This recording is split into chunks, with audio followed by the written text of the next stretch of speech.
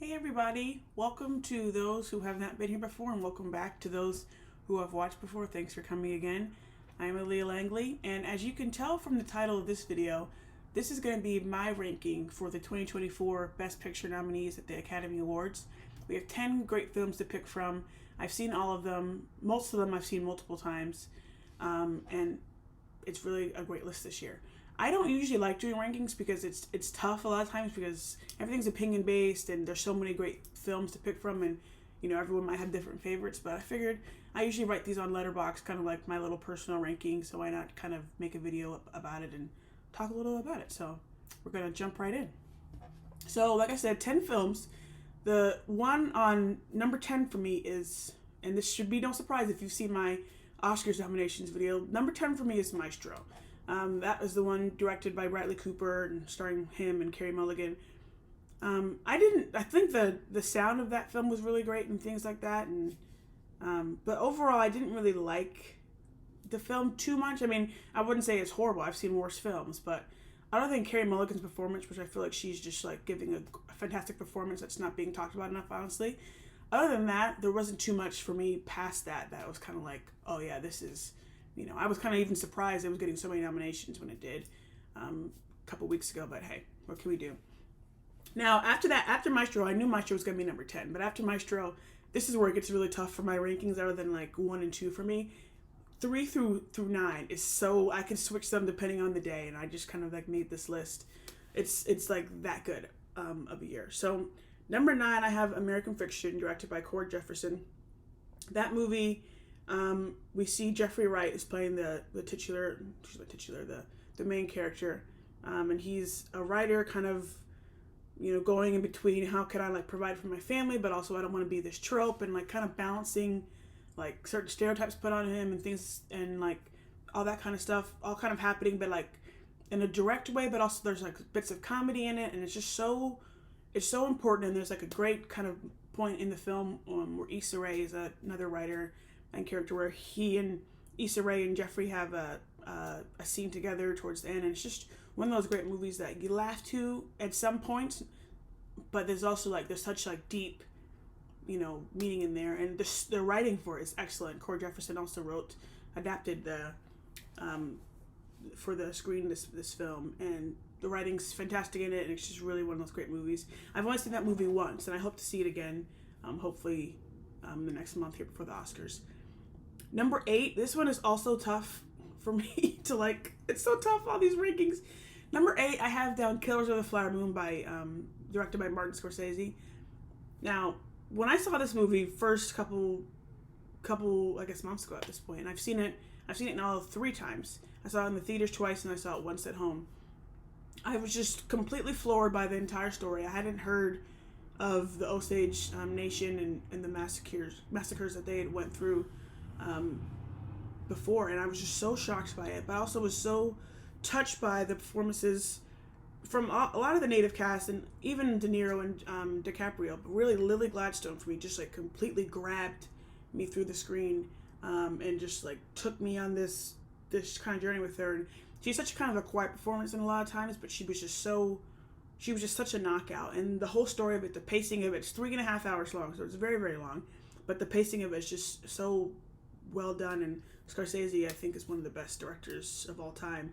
And it's such a great movie. And it hurt me to put it in number 8 for this ranking, but I had to for the purposes of the ranking, which I don't even like to do in the first place. But hey, we're doing it anyway.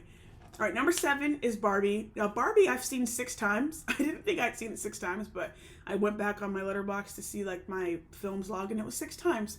I will say 5 of them were all in the theater, and then one of them I watched at home.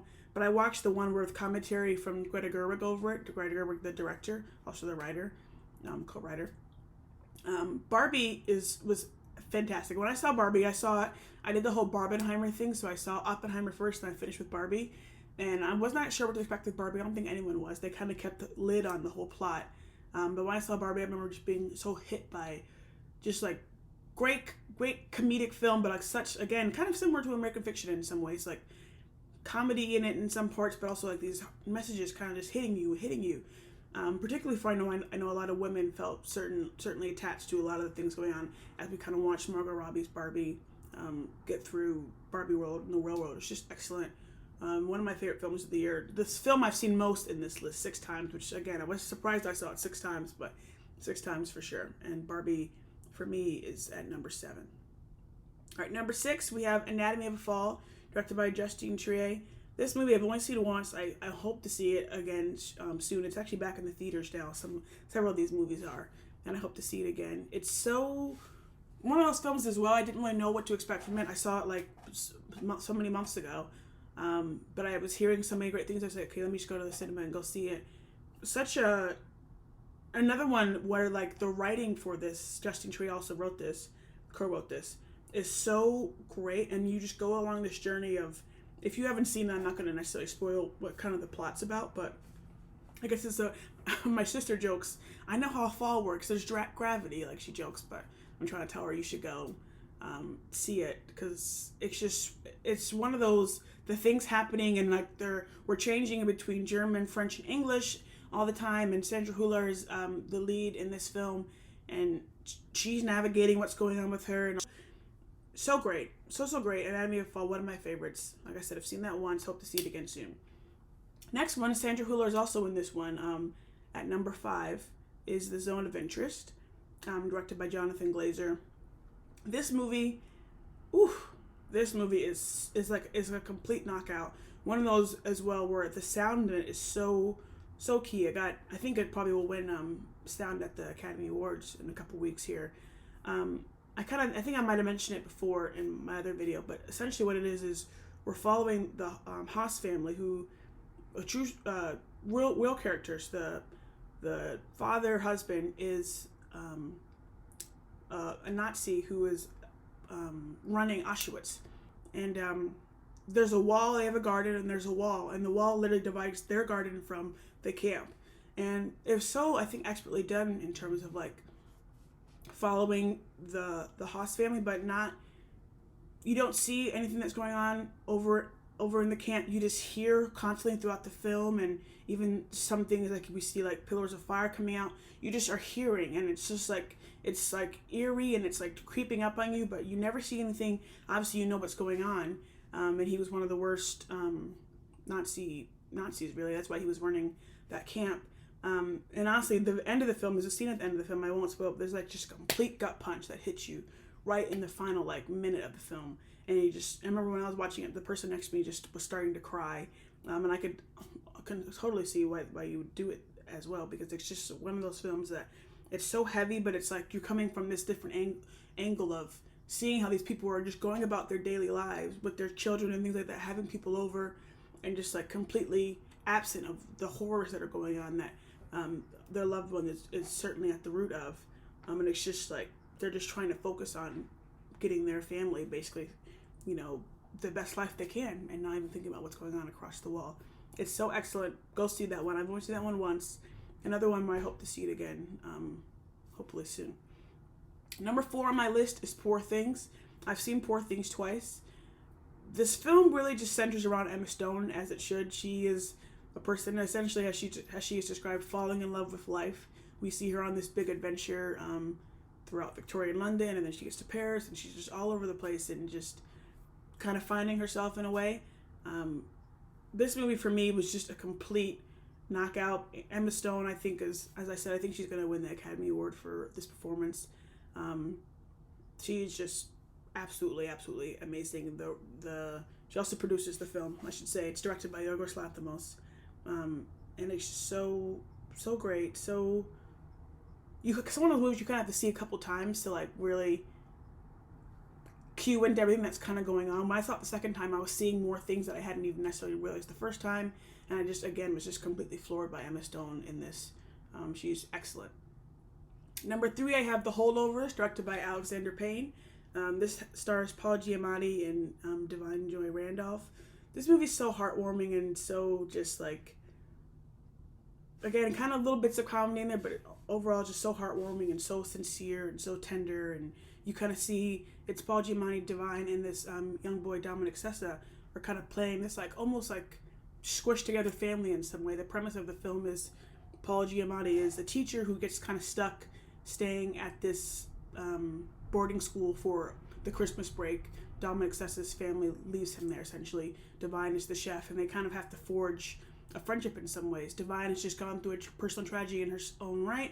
We kind of learn more things about Paul Giamatti's character and how he kind of ended up at the school, and then Dominic Sessa is just a young boy kind of going along, having his own things that you would usually have when you're a teenager at that stage. So good. I've only seen it once. It's on Peacock, so I hope to actually watch it soon. Maybe with I hope to watch it soon again, because it's one of those great ones. And Paul Giamatti is fabulous. I think Divine Joy Randolph will win the Oscar. She's been winning things up and down everywhere, so I wouldn't be surprised if she pulls an Oscar for this. So number two for me is Oppenheimer. Oppenheimer I saw 5 times, all in the cinema. I have the movie at home, but I haven't been able to bring myself to watch it at home because I feel like it's one of those films that, like, seeing it in the theater, I unfortunately didn't have an IMAX and 70 millimeter in one, but I saw it first in IMAX, and I saw it again in 70 millimeter like 2 days later, and then I went back several different times seeing it in one of those formats. Oppenheimer, as we've heard it thought everywhere, it's like the cinematic achievement of the year, directed by Christopher Nolan. I think it's one of his, or is his best film, honestly. It's so amazing. It's one of those you kind of just have to just go and see, and obviously we know what it's about. It's about Oppenheimer. It's in the title. Cillian Murphy is the titular character. It's so excellent. It just takes you on this complete ride of, like, you're kind of seeing it from his perspective, but also in some aspects you're looking outside of him, and you're just like walking through, jumping in time, and like when he was making when the Manhattan Project was going on to later when he was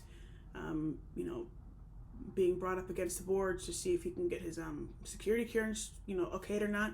It's one of those just great films that takes you on a ride, and like I said, in terms of the scope of it, it's, as Christopher Nolan has kind of been known for, it's just like so massive and so many different things going on, and so many just like, it's really like the scene where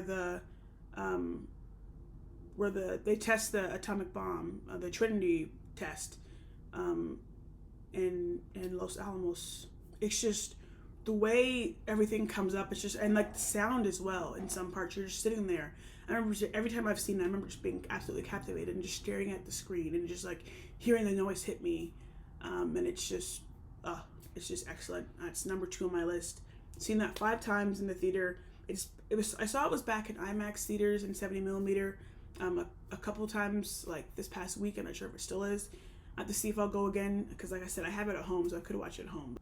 And now number 1 for me, my favorite film of the year is Past Lives by Celine Song. I even liked this. I've seen this twice. I even liked it so much I went back again to see it on my birthday, which was in June. I'd seen it a couple weeks before, and I said, we're gonna go again on my birthday. Why not go to the cinema again and go cry some more? That's how much I liked it, to go cry on my birthday. Past Lives for me is just so, I wish it would have got so many more Oscar nominations, and just more nominations from everywhere in general. But it's so excellent. It's about a character called Nora, who's played by Greta Lee. She immigrates from Korea to the United States when she's 12 or something like that, and she kind of like leaves her childhood love behind, played by Teo Yo.